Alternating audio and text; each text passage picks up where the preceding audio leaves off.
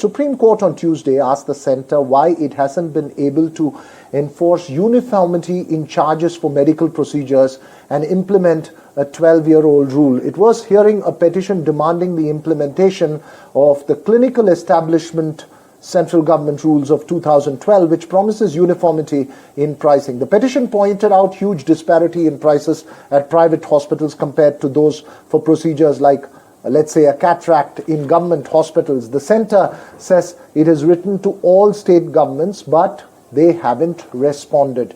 The Apex Court even observed that it may have to impose CGHS prices if no action is taken. So the question this evening, is it possible to have uniformity in prices for medical procedures? Will private players comply? Joining me this evening, Dr. M.C. Mishra, former director of the All India Institute of Medical Sciences. Also with us, Dr. Anurag Mehrotra, chairman of the SID hospitals. Dr. Mishra, first to you, what would be the biggest impediment and hurdle in ensuring this kind of uniformity? Because it could be a boon for patients in some ways. Thank you so much for keeping this short debate on this issue, which on the observations of Supreme Court of India recently, where they have actually pulled up central government for not implementing the Clinical Establishment Act, which was enforced or which was passed in 2010-11 and notified in 2012. And under that, some clause, every healthcare facility has to display charges on the board or for the benefit or for the view of the patients who are visiting these hospitals. So that is one aspect which I think everybody would agree that should be implemented and there shouldn't be any problem. While the central government said that they have written to the state governments and health is a state subject, and the state governments have not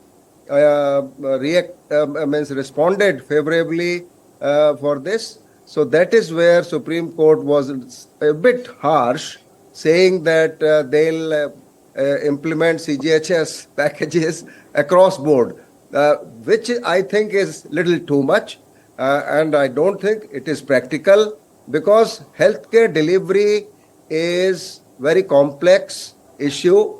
It's a huge employment generation industry, and it is called healthcare industry, which is growing very fast in all segments of India, urban, rural, semi-urban, and all that. And there is, as we all always talk about, 80% of the healthcare, particularly the secondary and tertiary healthcare, is in the private sector.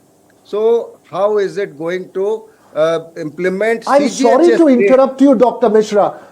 I'm sorry to interrupt you. You're making a very important point there, but I have a question to ask, and I want to bring Dr. Mehrotra as well into this conversation.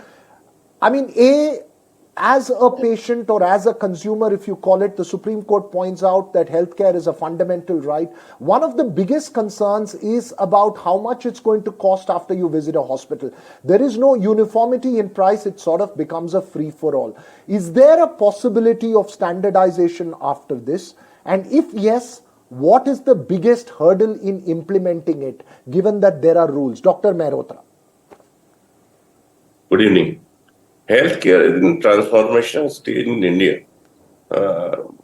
Healthcare has both, should be looked upon holistically, both on quality as well as cost. National Council of Applied Economic Research have shown that the biggest cause of rural indebtedness is health, is expenditure on treatment. So we have to look into the cost part, but at the same time, quality should not be compromised. There is no costing agency as such in India which decides how much a rate a procedure can have. We don't have that kind of body with us still. When the Supreme Court says it is good that Supreme Court has shown concern for the general public, but at the same time, healthcare, which is a very important sector of the country or the government itself, there is no agency to decide the rate of a procedure, and this is something ridiculous. Government has given the charge of the healthcare to the corporates, And I am afraid to say for profit also. And at the same time, we have other hospitals which is run by doctors and which is run by different trusts. They look into the cost issue also. So we don't have any universalization of things. It is a subject which has to be looked into holistically. We have to look into the each and every aspect and should come out with a proper decision. But I suppose with time we will able to achieve that. Right. The first thing which we should do is there should be universalization of this insurance. Government has started an Ayushman Yojana, and it is of benefit. I suppose there should be universalization of that. The person who can pay certain amount should pay that. There is a model, this type of model in South Korea.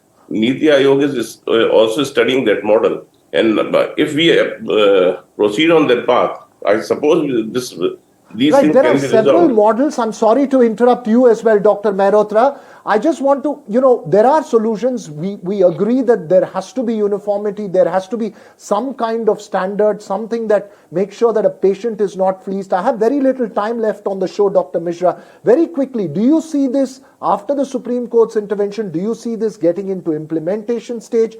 Or do you believe that there is still going to be strong resistance and perhaps circumvention of these rules from private players?